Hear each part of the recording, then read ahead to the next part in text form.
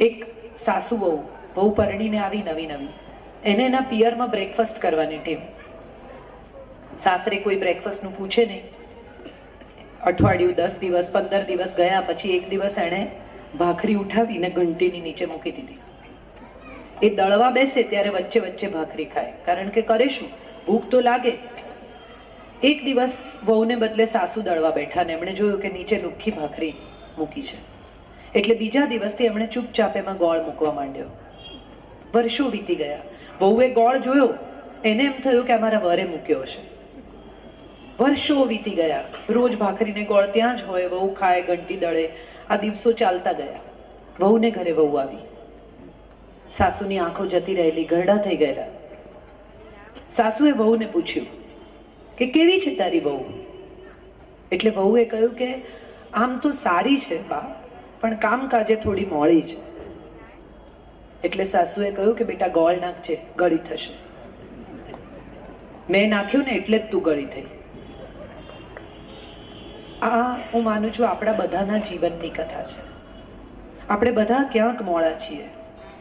આપણને બધાને કોઈક એવા ગોળની જરૂર છે કે જે આપણને થોડા મીઠા કરે, થોડા સુધારે, જિંદગી જીવતા શીખવાડે. આજના સમયમાં હું કેટલા બધા લગ્નોનું કાઉન્સેલિંગ કરું છું ત્યારે મને સમજાય છે કે સાસુને કારણે ખૂબ ઝઘડા થાય. ત્યારે મને એવું સમજાય છે કે પતિ પત્નીની વચ્ચે ત્રીજી વ્યક્તિ માટે જગ્યા જ કેવી રીતે હોય. આ એટલો બધો અદ્ભુત સંબંધ છે સાયુજ્યનો. દ્વા સુપર્ણા સયુજા સખાયા, બે એક જીવ જેનો છે એવા બે લોકોની આ વાત છે. એમાં ત્રીજી વ્યક્તિ દાખલ જ કેવી રીતે થાય? બેડરૂમ યુદ્ધનું મેદાન તો છે જ નહીં. બારણા બંધ થાય કે આખા દિવસનું ફ્રસ્ટ્રેશન કાઢવાની એ જગ્યા જ નથી. પણ એવું કેટલા લોકોને સમજાતા સમજાતા સુધીમાં તો વાળ જતા રહે, ધોળા થઈ જાય, ચશ્મા આવી જાય, અને બંને જણા એવું નક્કી કરી લે કે હવે આપણે વાત કરવાને બદલે ટીવી જોઈશું. એ સ્થિતિમાં જ્યારે એક દાંપત્ય આવી જાય ત્યારે હું માનું છું કે પ્રસન્ન રહેવાની ક્ષણો તમે ગુમાવી ચૂક્યા છો. બે લોકો એકબીજા સાથે વાત ન કરી શકે તો એ બીજું શું કરી શકે એ સવાલ બહુ અગત્યનો છે. અને જે બે જણા એકબીજાની વાત સમજી શકે એ જ એકબીજાનું મૌન સમજી શકે. એક આત્મા થઈએ, એશ એક પદી ભવ. ચાલો એક થઈએ. એક થઈએ એટલે શું કરીએ? બે અડધા અડધા રહી જઈએ? હું અડધી ગળી જાઉં ને તમે અડધા ગળી જાઓ ને એક બનીએ? ના. ખલીલ જીબ્રાને બહુ સુંદર લખ્યું છે કે બે થાંભલાની જેમ આપણે એકબીજાની સાથે ઊભા રહીએ. આ થાંભલા નજીક હોય ને તોય પડી જાય માંડવો, ને આ થાંભલા દૂર જતા રહે તોય માંડવો પડી જાય. એની એક નિશ્ચિત જગ્યા છે. એ નિશ્ચિત જગ્યાએ જો બે થાંભલા રોપવામાં આવે તો જ આ સ્ટેબિલિટી સચવાય. એકબીજાની સ્પેસ બહુ અગત્યની છે. બહુ બીજું વચન છે કે આપણે ઋતુના સુખ ભોગવીએ. આ ઋતુઓ કઈ છે? આ ઋતુઓ શિયાળો, ઉનાળો, ચોમાસું છે? આ ઋતુ જીવનની ઋતુઓ છે. તડકો અને છાંયડો શબ્દ ખરેખર દિવસ માટે નથી વાપર્યો. તડકો અને છાંયડો શબ્દ જીવન માટે વપરાયો છે. સુખની ઋતુ, દુઃખની ઋતુ, ગુસ્સાની ઋતુ, અણગમાની ઋતુ, પીડાની ઋતુ, એકલતાની ઋતુ, એકબીજાથી દૂર જવાની ઋતુ, એકબીજાથી રિસાવાની ઋતુ, આ બધી ઋતુઓના સુખ છે. અને આ સુખ હું માનું છું કે ભોગવવાનો પણ એક સમય છે. રીસાવાની પણ એક મજા હોય છે. એકબીજાની સાથે થોડો સમય ન બોલવાનું પણ એક સુખ છે. પણ એ કેટલો સમય, એનું પ્રમાણ બહુ ઇમ્પોર્ટન્ટ છે. એ સુખ 24 કલાકનું હોય તો સમજી શકાય એવું છે, પણ જો 24 દિવસ 24 મહિના લંબાઈ જાય. એક બહુ સરસ મેલ આવેલો કે કોઈ માણસથી એટલા દૂર નહીં થવાનું કે એને તમારા વિના જીવવાની ટેવ પડી જાય. એને બધું આવડી જાય તમારા વગર ગોઠવતા. કેટલીક પત્નીઓ પિયર જાય ને શરૂઆતમાં તો પતિ ફોન કરે, મારા રૂમાલ ક્યાં છે, મારા શર્ટ ક્યાં છે, મારું ફલાણું ક્યાં છે, મારા શેવિંગ ક્રીમ ક્યાં મૂક્યા છે, મારું પરફ્યુમ ક્યાં છે. એટલે પત્ની ચીડાઈને કહે કે શોધી લો તમારી જાતે. હું એક દિવસ બહારગામ જાઉં તો તમને નથી ફાવતું? પણ આ બહુ અદ્ભુત વસ્તુ છે અને એન્જોય કરવા જેવી વસ્તુ છે. કોઈ આપણા પર આટલું બધું આધારિત હોય એનાથી બ્યુટીફુલ આ જગતમાં શું હોઈ શકે? ખરેખર તમને એવું લાગે છે કે આ પરફ્યુમ, આફ્ટર શેવ, રૂમાલ માટેના ફોન છે? આ તો એવું કહેવા માટેના ફોન છે કે આ બધું મને જડતું નથી, અથવા જડી પણ ગયું હોય તો પાછી આવ. અને આ પાછી આવ એ જ્યાં સુધી સુરીલું હોય ને ત્યાં સુધી હું માનું છું કે સુર સચવાઈ રહેવું જોઈએ. સંગીત ક્યાં છે? સા અને રે ની વચ્ચે સંગીત છે. જે સંગીત સા અને રે હું પણ બોલી, આમાં ક્યાં સંગીત છે? એ સા અને રે કઈ રીતે કહેવાય છે એમાંથી સંગીત જન્મે છે. પુરુષ કેટલો બધો નાનો હોય, 3-4 વર્ષનું બચ્ચું રડે ને તો એની માં એને ધમકાવે.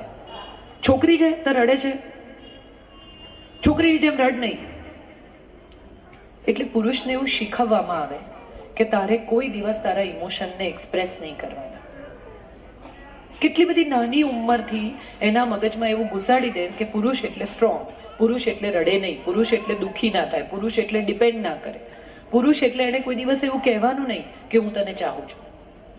કાલા ના કાઢ, કેટલી બધી માઓ એવું કહે છે. અને પછી જ્યારે પરણે ત્યારે પત્ની એવી અપેક્ષા રાખે કે તમે બિલકુલ રોમેન્ટિક નથી, તમે તો કંઈ કહેતા જ નથી. અરે પણ 3 વર્ષનો તો ત્યારથી એને એમ કહેવામાં આવ્યું કે તારે કહેવાનું નથી. હવે એકદમ આ સ્વિચ ઓન કરો કે ચલો હવે બોલવા માંડો, એવું થઈ નહીં શકે. કેટલી બધી તમે કોઈ પાર્ટીમાં જાઓ ને તો તમે કોઈને કહેજો કે લાવો તમારો હાથ જોવો, પછી એને કહેવાનું કે તમને કોઈ સમજતું નથી, એટલે તરત આમ હાથ ચોખ્ખો કરીને વધારે આગળ ધરે કે હા સાવ સાચી વાત. પછી તમે બીજું વાત એવી કહેવાની કે તમને કોઈ યશ નથી, તમે બીજા માટે કરી કરીને ઊંધા પડી જાઓ છો પણ તમને કોઈ જશ નથી આપતો. એટલે બેસી જાય તમારી બાજુમાં, બાકીના લોકોને જે કરવું એ કરે પાર્ટીમાં, મારો હાથ જુઓ. પછી તમે એમ કહો કે તમે બહુ ઇમોશનલ છો, તમારી લાગણીઓ લોકો સુધી પહોંચતી નથી. એટલે તરત એમ કે વાત તો તમારી બહુ સાચી, તમે ખરેખર બહુ સરસ જુઓ છો. અરે પણ આ તો કોઈને પણ લાગુ પડે છે. આપણને બધાને લાગે છે કે આપણને કોઈ સમજતું નથી, આપણને બધાને લાગે છે કે આપણને જશ નથી, આપણને બધાને લાગે છે કે આપણી લાગણી બીજા સુધી પહોંચતી નથી. પણ જો બધાને એવું લાગે છે તો કોની લાગણી ક્યાં પહોંચે છે? પતિને લાગે છે કે મને પત્ની નથી સમજતી, પત્નીને લાગે છે કે મને પતિ નથી સમજતો, તો કોણ કોને સમજે છે? અને આપણે એવું રોકેટ સાયન્સ છીએ કે આપણને એટલી અઘરી કઈ પઝલ છીએ આપણે કે આપણને કોઈ સમજે નહીં. અગત્યનું એ છે કે આપણે બીજાને સમજવા દેતા જ નથી. દરવાજા એટલા ચસોચસ ભીડ્યા છે કે માણસ આપણી ભીતર દાખલ થઈ શકતો જ નથી. આપણી સંસ્કૃતિનો સૌથી મોટો પ્રોબ્લેમ એ છે કે આપણી સંસ્કૃતિમાં પ્રેમ સાથે સીધું શરીર જોડાયું છે. લગભગ બધા જ લોકો સ્ત્રી પુરુષના પ્રેમ સાથે સીધા શરીરને જોડે છે. જાહેરમાં ઊભા રહીને બાથરૂમ જાય એનો વાંધો નહીં, પણ જો કોઈ 2 જણા એકબીજાનો હાથ પકડીને જતા હોય તો એ અસભ્યતા છે. 2 લોકો એકબીજાની સાથે જાહેરમાં પ્રેમથી વર્તે, એક યુવાન અને એક યુવતી, તો એ અસભ્ય વર્તન છે. પણ બસમાં જતી છોકરીને કોઈ મોલેસ્ટ કરે તો એ વિશે આજુબાજુ ઉભેલા કોઈ કશું બોલવા તૈયાર નથી. આ દેશ લવ મેરેજમાંથી જન્મેલો દેશ છે. શકુંતલા અને દુષ્યંતના ગંધર્વ વિવાહમાંથી જન્મેલો ભરત, જેના નામ પરથી આ દેશનું નામ ભારત પડ્યું છે. આપણા તમામ દેવોએ લવ મેરેજ કર્યા છે, કોઈએ અરેન્જ મેરેજ કર્યા નથી. દાંપત્ય શિવ પાર્વતીનું તમારું શિવસ્તે પંથાન સંતુ, તારો કલ્યાણકારી માર્ગ હો એવા આશીર્વાદ આપે છે. શિવ પાર્વતી જેવું દાંપત્ય, કૃષ્ણ રાધા જેવો પ્રેમ, આ આશીર્વાદ જ્યારે અપાય છે ત્યારે આપણે એવું ભૂલી જઈએ છીએ કે શિવ પાર્વતીના દાંપત્યમાં તો કેટલી બધી સમજદારી હતી.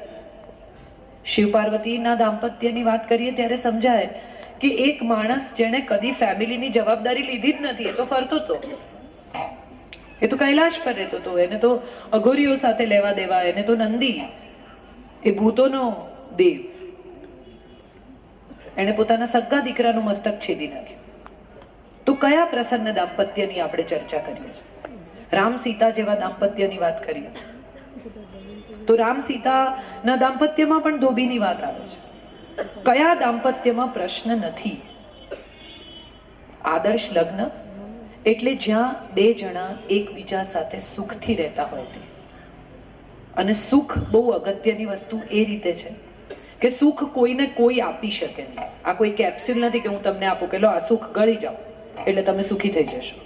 માણસ સગવડ આપી શકે, સલામતી આપી શકે, સ્નેહ આપી શકે, સમજદારી આપી શકે, સત્ય આપી શકે, સ્પષ્ટતા આપી શકે, પણ સુખ તો જાતે મેળવવાનું. મને સંતોષ જ નથી તો મારી પાસે સુખ ક્યાં છે? આપણે બધા સાડી ખરીદવા જઈએ ને તો હજી સાડી ખરીદીને બહાર નીકળીએ ને એટલે તરત એમ થાય કે પેલાની વધારે સારી છે. આવું દાંપત્યમાં પણ થતું હોય છે. હસી શકાય એટલું બધું ગંભીરતા કેમ છે? આપણે કોઈ ભયાનક વાત કરવા ભેગા નથી થયા અને હું અહીંયા બોમ્બ નથી ફોડવાની 5 મિનિટ પછી. હું એક છૂટાછેડા નામની સિરિયલ લખતી હતી પણ અહીંયા એના વિશે હું વાત નહીં કરું. ચિંતા ના કરો. આજે તો આપણે એક બહુ સુંદર પ્રસંગે અહીંયા ભેગા થયા છીએ અને મને હંમેશા લગ્ન સંસ્થામાં બહુ શ્રદ્ધા રહી છે. મને હંમેશા એવું લાગે છે કે આ એક એવી સંસ્કૃતિની ધરોહર છે જ્યાં બે અજાણ્યા લોકો એકબીજા સાથે ઘરડા થવાનું નક્કી કરે છે. દુનિયામાં ક્યાંય આટલો સુંદર સંબંધ ક્યાંય ઉપલબ્ધ જ નથી. આપણે પશ્ચિમની કોપી કરવા નીકળ્યા છીએ. મૂળ પ્રશ્ન ત્યાંથી ઊભો થાય છે.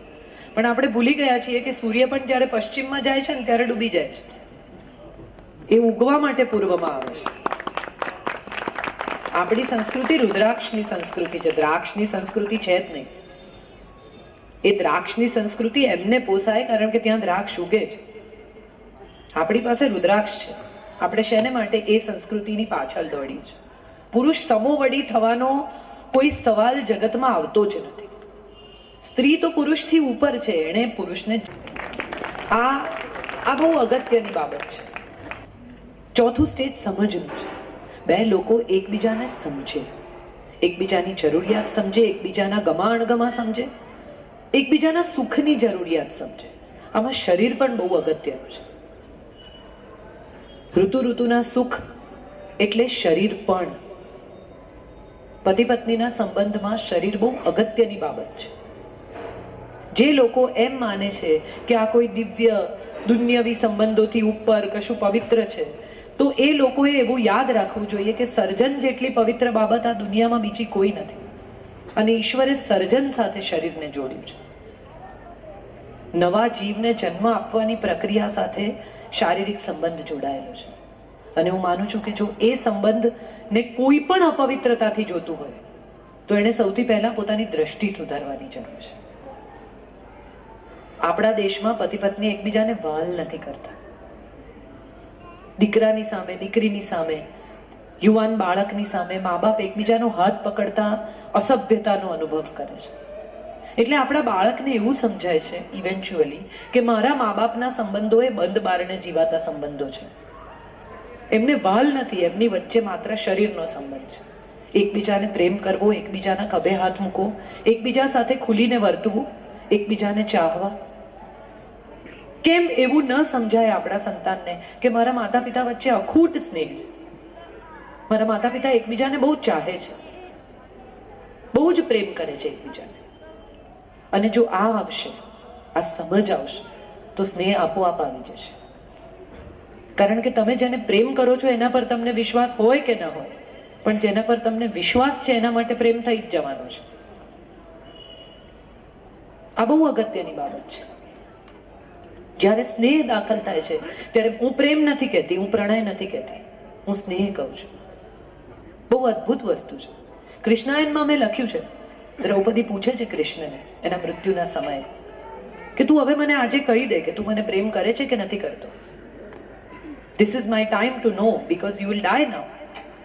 અને ત્યારે કૃષ્ણ કહે છે કે હા, હું તને બહુ પ્રેમ કરું છું. કારણ કે પ્રેમ મારા માટે મંગલની કામના છે, શુભની ઝંખના છે, તારા સ્વમાનની રક્ષા છે. મારા માટે પ્રેમ એ એક છત નીચે રહેવું નથી. મારા માટે પ્રેમ એ તારી સાથે તારી આસપાસની દુનિયાને સુધારતા જવું છે. અને જો એ પ્રેમ છે તો એ પ્રેમ બે જણાએ એકબીજાને કરવાનો છે.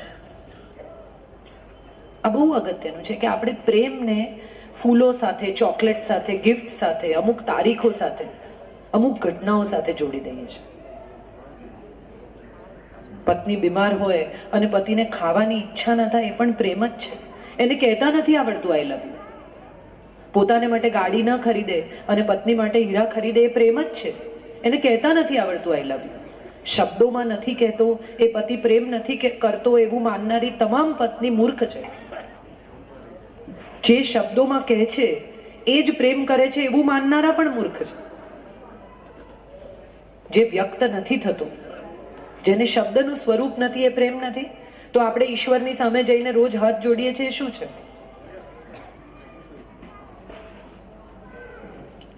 ઈશ્વર સાથેના આપણા સંબંધો એ પ્રેમથી ઉપર નથી. સૌથી અગત્યની વાત કદાચ મને એ પણ લાગે છે કે આપણે બધા ભગવાન પાસે માગવા જઈએ છીએ. ભાગ્યે જ કોઈ હાથ જોડીને થેન્ક યુ કહેવા જાય છે. તે જે આપ્યું છે, હું જે ભોગવું છું, મને જે મળ્યું છે, એ બધા માટે હું આભારી છું. મારી પાસે જે છે એનાથી વધારે મને હવે આપીશ. આવું તો આપણે કદી ભગવાનને કહેતા જ નથી. ઉલટાને બાર્ટર કરીએ છીએ. મારા માટે આમ કર તો હું તારા માટે આમ કરીશ.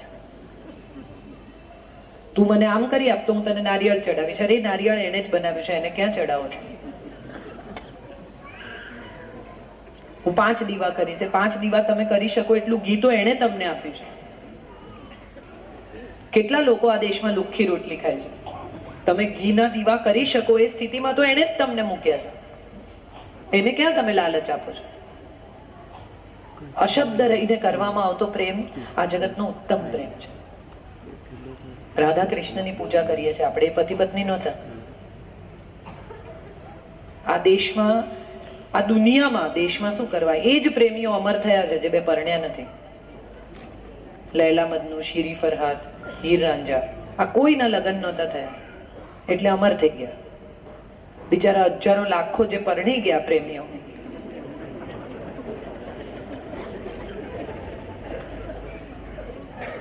એ બિચારાને અમર થવાનો ચાન્સ ગયો. એટલે હજી પણ જો તમને એમ લાગતું હોય કે તમે કોઈના પ્રેમમાં છો અને તમારે અમર થવું છે તો પરણતા નહીં. એક છોકરો ને એક છોકરી, બે જણા દરિયા કિનારે બેઠા હતા. એટલે છોકરીએ કહ્યું કે આપણે એમ કે 2 વર્ષથી સાથે ફરીએ છીએ, હવે તને નથી લાગતું કે આપણે પરણી જવું જોઈએ? એટલે છોકરાએ કહ્યું કે લાગે તો છે, પણ આપણને પરણશે કોણ?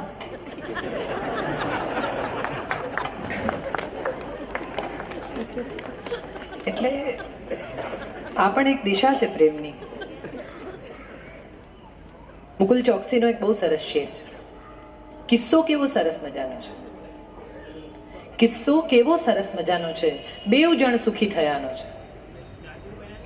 પલ્લુ તારી તરફ નમ્યાનો તને, પલ્લુ તારી તરફ નમ્યાનો તને, મને આનંદ ઊંચે ગયાનો છે.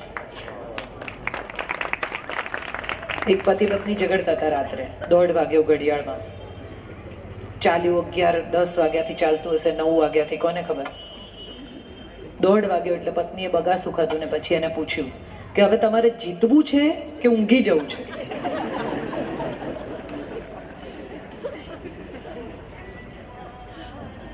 આ પણ લગ્નના પાસા છે. અત્યારે આપણે આ બધા વિશે હસી શકીએ છીએ, પણ વિચારી જુઓ કે આ જ પાસા વિશે આપણે કેટલા દુઃખી થતા હોઈએ છીએ. આ જ બધી બાબતો વિશે આંખમાં પાણી આવી જતા હોય છે. આ જ બધી બાબતો વિશે કેટલું પેન થતું હોય છે. દુનિયાની દરેક બાબતને હસી શકાય તો કેટલી સાદી બની જાય. જે વાત વિશે આપણે એને રાઈનો પર્વત બનાવીને બેનપણીને, મમ્મીને, સગાવાલાને ફોન કરીને કે પછી તો બોલો આવું થયું,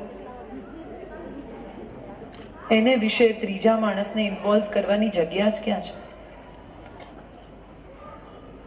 સપ્તપદીના 7 વચન તમે એકબીજાને આપ્યા છે, એમાં ત્રીજા માણસ ક્યાં હતા જ નહીં.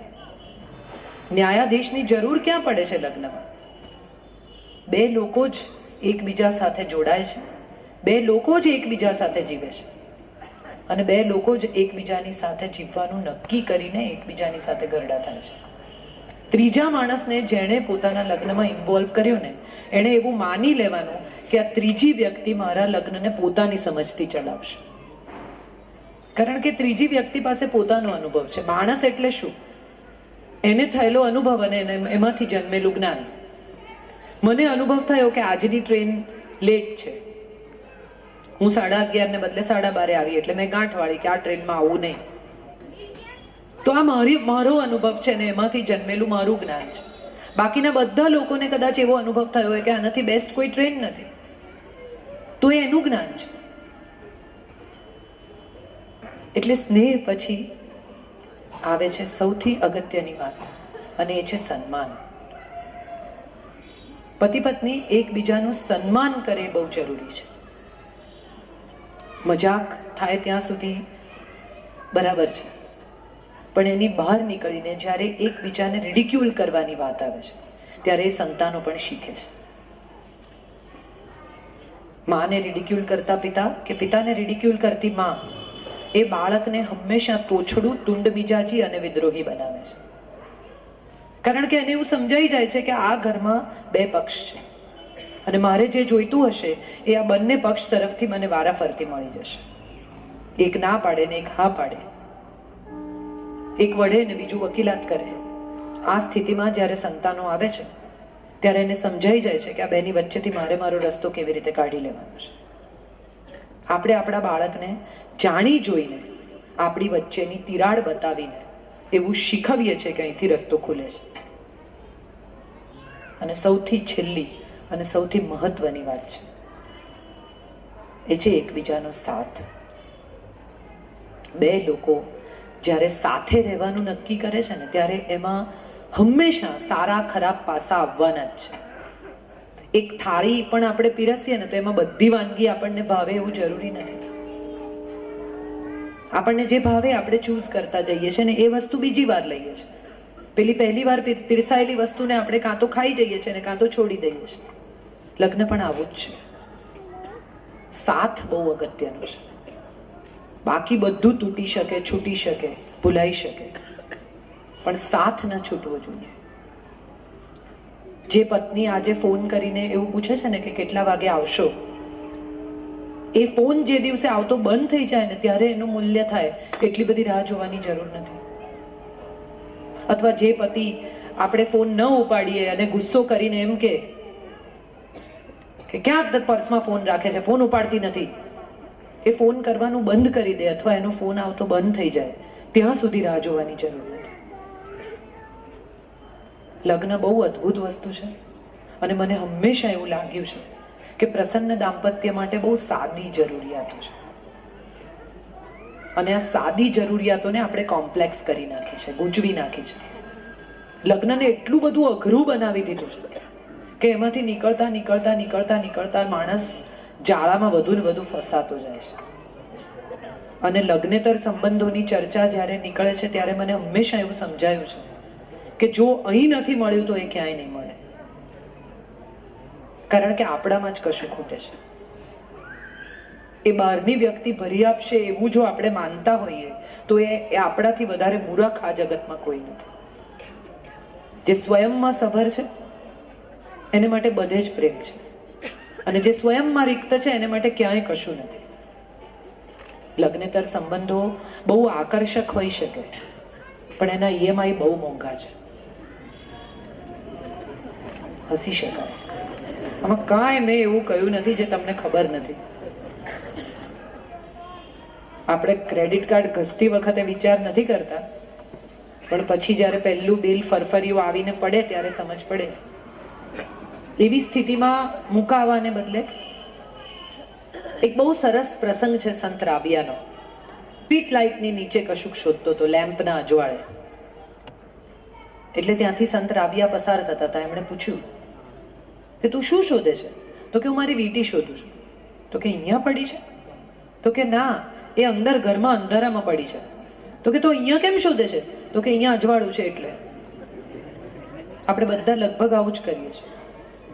જ્યાં અજવાળું છે ત્યાં વીંટી શોધીએ છીએ, પણ જ્યાં પડી છે ત્યાં નથી શોધતા.